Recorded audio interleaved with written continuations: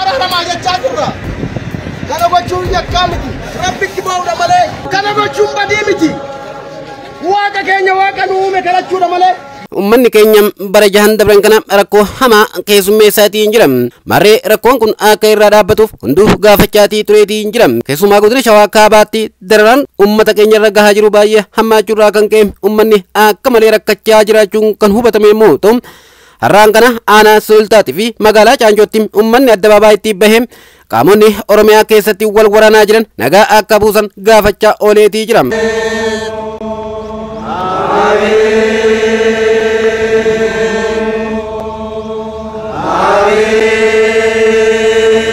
ummanni farda lugaame daa'ima camadee kallacha caacuu fi marga qabatee bahee araarri akka bu'u gaafachaa ooleetii jiram adira warri dhimmi kun isin ilaallatu nagaa buusa ummata rakkate kanaaf haara galfii kennaa jechuun miidiyaalee hawaasaa irratti oromoonni baay'inaan qoodaatii jiru kabajamtoota jaalatamtoota dhaggeeffattoota keenya guyyaa har'aan kanaa godina shawaa kaabaa aanaalee garaagaraa keessatti waamicha nageenya uummanni taasisu irratti argamam uummanni oromoo salaalee gidiraa fi dararaa waggoota jahan darbaniif keessummeessaa ture xumura akka argatuuf qotiyyoo camadee farda lugaame daa'imman waanjoo irra kaa'uudhaan daandiitti bahee waraanni akka dhaabbatuuf kadhaa taasisaatii jira.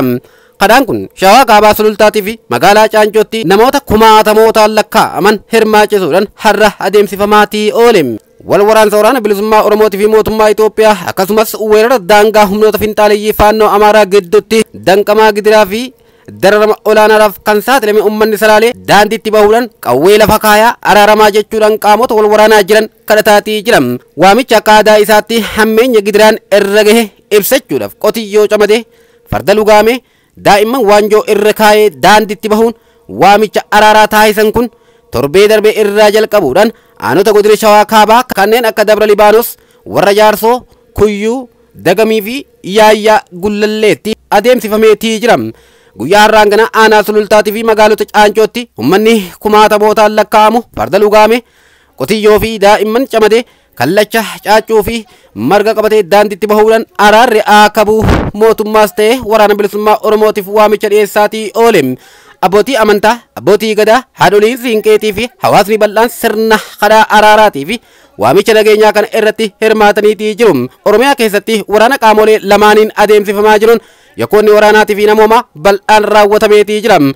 mirgi lubbuun jiraachuudha bakkaa bakkatti socho'uu daldalanii jiraachuu qotanii gumbii guuttachuu fi qe'ee ofii keessa nagaan jiraachuu Oromiyaa keessatti erga uggurame waggoonni lakkaa'amaniitii jiru. uggura waraanaatii fi gidiraa kana kan hifate uummanni salaaleedhaa daandiitti bahuudhaan qaamolee wal waraanaa jiraniif waamicha nagaa taasisaatii jiru.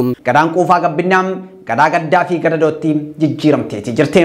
Uummanni salaalee aanota akka dabra libaanos warra jaarsoom koyyoom daagamii fi yaayyaa gullallee gaddaa fi gadadoom roorroo fi roorrifama kana hifachuun caffee fi daandiitti bahee sirna warwaannaa yookaan kadhannaa taasisaatii jira.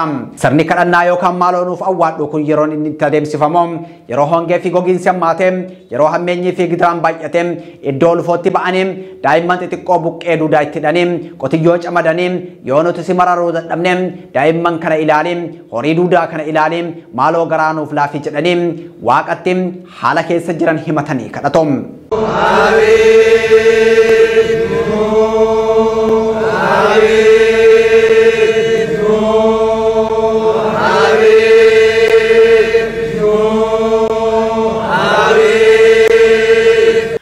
Oromiyaa keessatti waraana qaamolee lama gidduutti godhamaa jiru kanaan miidhaa olaanaadhaaf kan saaxilamaa jiru nuyi kan jedhu uummanni kun rakkoo fi gidiraa hifanneetii jirra waraanni nurra haa dhaabbatu jechuudhaan yeroo boohaa qaamota dhimmi ilaallatutti isaan lallabantu mul'ata. nuuf araaramaa jechaatii jirra kana gochuun yakkaa miti rabbitti booyaatiin jirra jechuudhaan akka nageenyi bu'uuf kadhaa taasisaatii jiru. wal waraansi Oromiyaa keessatti taasifamaa jiru qe'ee fi qabeenya uummata Oromoo balleessaa waan jiruuf qaamoleen wal waraanaa jiran dhukaasa akka dhaaban illee gaafataatii jiru.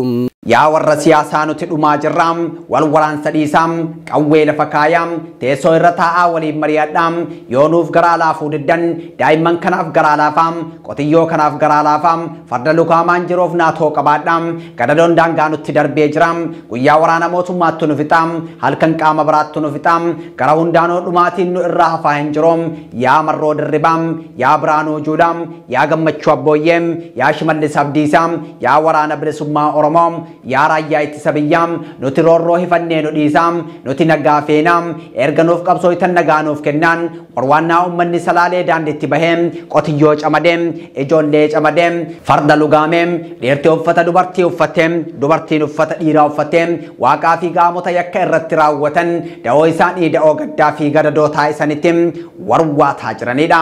Kabajamtoota jaalatamtoota dhaggeeffattoota keenya miidhaa fi gidiraa uummanni keenya keessa jiru kana argee fi akkaataa isaan ittiin hiriira bahuudhaan waanjoo camaduudhaan daa'immanii fi fardoota akkasuma immoo haadholii siinqee abbootii gadaatii fi abbootii amantaa baay'ee hirmaachisanii kadhannaa taasisan kana namoonni argam baay'ee yeroo ammaan kana waamicha marii nagaa kana irratti akka hirmaatuu qabaniif qaamolee hundaaf waamicha taasisu irratti argamani. Egaa isinillee gamanumaan uummata keenya rakkate kanaaf sagalee akka taatanii fi nageenyi barbaachisaa ta'uu hubachuudhaan uummata keenya kanaaf sagalee taatanii nageenya kanaaf mootummallee ta'e waraana bilisummaa Oromootii fi qaamni biraatillee nagayaaf yookaan marii nagaatiif har'a isaanii saaqqatanii qalbii qulqulluudhaan akka deebi'anii araaramaniif isinillee dhiibbaa gochuu akka qabdan gamanumaan isin yaadachiisuudhaaf feena.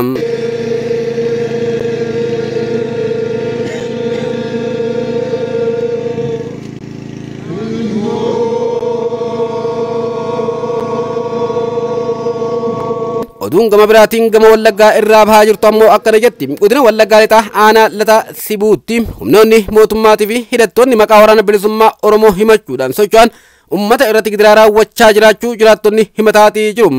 Wal waraansa waraana bilisummaa Oromootii fi mootummaa Itoophiyaa gidduutti adeemsifamaa jiruun uummanni gidduutti ajjeefamaa, saamamaa, reebamaa fi buqqifamaa jiraachuu maddeen OMN itti akka himan gabaasni OMN ammaan kana baase kun ni addeessa. Aanaan lataa Sibuu aanaa najjoo irraa cituudhaan aanaa haaraa hundooftee yoo taatu gandoota 18 of jalaa kan qabduudha.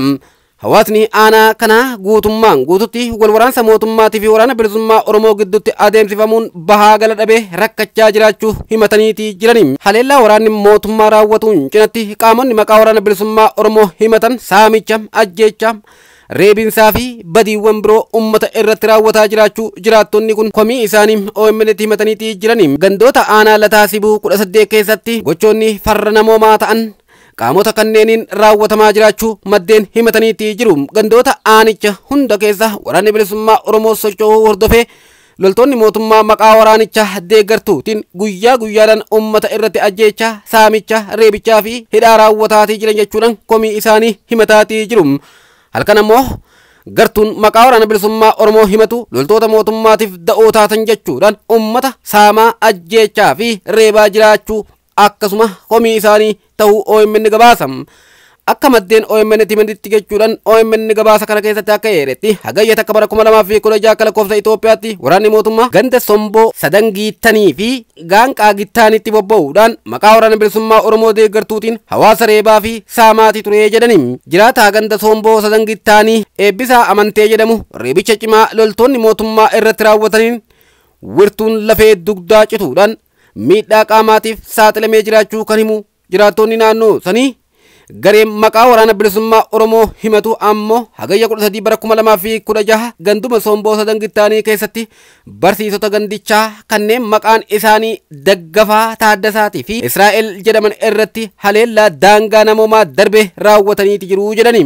Qindeessaan mana barumsaa Somboo Sadangiittanii barsiisaa Bultum Olaanii ammoo haleellaa cimaa irratti raawwataniin yoo kan ajjeesan ta'u jiraataa magaalaa warra jirru kan maqaan isaa Abbabaa Shifarraa Jooraa jedhamu akkasuma ukkaamsuudhaan bakki geessan akka hin baramin himaniitii jiru. Dararaa fi gidiraan uummanni argaa jiru ulfaataa ta'uu kan himan maddeen uummanni humnoota mootummaatii fi humnoota maqaa waraana bilisummaa Oromoo himatan gidduutti qaama lameeniinuu dararamaa jiraachuudha dubbatani. Waraanni bilisummaa Oromoo irra deddeebiidhaan ibsa baaseen warri maqaa kootiin uummata dararan hidhattoota kootii miti jechuudhaan ibseetii jira. Mootummaan immoo hidhattootuma waraana bilisummaa Oromootu uummata dararaa jira jechuudhaan yeroo garagaraatti ibsa baasaa jira. Waraanni bilisummaa Oromoo immoo mootummaatu hidhattoota waraana bilisummaa Oromoo fakkeessee bobbaasee yakka kana raawwataa jira jechuudhaan dhimmi kun qaama walabaan akka qoratamu gaafataatii jira.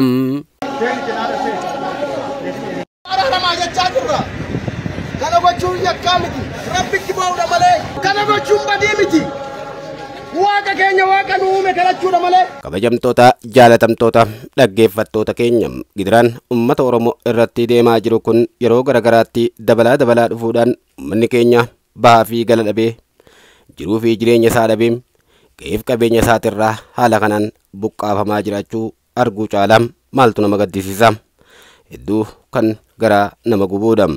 Kana waan ta'eef uummanni Oromoo bakka jirtan hundattii uummanni kun yookaan waraana mootummaatillee ta'ee waraana bilisummaa Oromootii fi kanneen birootilleen warri qawwee walitti fudhatee yeroo ammaan kana biyyattii sana keessatti hawaasa nagaa haala kanaan jeequmsaaf saaxile kun akka gatatta'anii marii nagaa irratti hirmaataniif waan dandeettii teessaniitiin waamicha nagaa akka godhuufii qabdan gamanumaan isin yaadachiisuudha barbaanna. Egaa akka abbaan keenya kun jechaa jirutti kana gochuu keenyaaf yookaan haala kanaan farda camannee daa'imman kana irratti waanjoo keenyee haala kanaan gabbaaneem waamicha marii nagaa kana gochuun kun ammoo badiidhaa miti jedha. Eeyyeen dhugaa isaatiin rakkoodha hifateem balaa isaan sakaaltee jiruu fi jireenya isaan jibbisiifte kanaatu humnaa olitti taanaan haala kanaan baaneem yoonuma daa'imman kanaaf garaa laaftan yoonuma shamarran kanaaf garaa laaftan yoonuma haala nuti itti manguddoota keenya hirmaachifnee marga harkatti gurri kana ilaaltanii garaa kan laaftan taateem ummata kanaaf jettanii nagaa buusuu qabdanii jechuudhaan isin agarsiifnee akka isin garaa laaftaniif jechuudha malee badiidhaa miti. Kanaafuu akka baditti irraa hin laalinaadha yaa ummata keenya dhumaati jirra ummata kanaaf nagaa buusaa jechuu isaaniiti.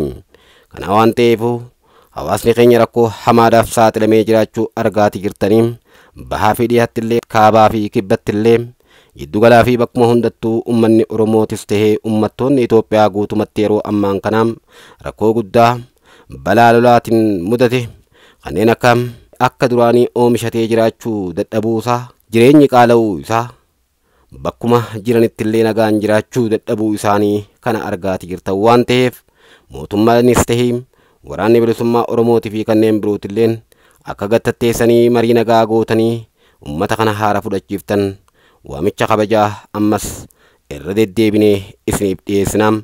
Hawaasni keenya hundinuu bakka jirtanitti ummata kanaaf sagalee akka taatan jajjabeessine isin gaafannaam. Waan amma ammaattiin waliin turtaniif hedduu galatoomaa ulfaadhaa isiniin jennaam. Viidiyoo kana waliif daddabarsuudhaan namoota kana yookaan qalbii qabatanii yookaan qalbii horatanii hawaasatti deebi'anii dhugumaan onnirraa gattatta'anii hawaasa kanaaf jecha nagaa buusuudhaaf jecham gatta'anii kan mari'atan taheem akka dhaqqabsiiftanii garsiiftanii isin gaafannaam. Horaa bulaa deebanaa isiniin jennaam. Nagaan nuuf turaam.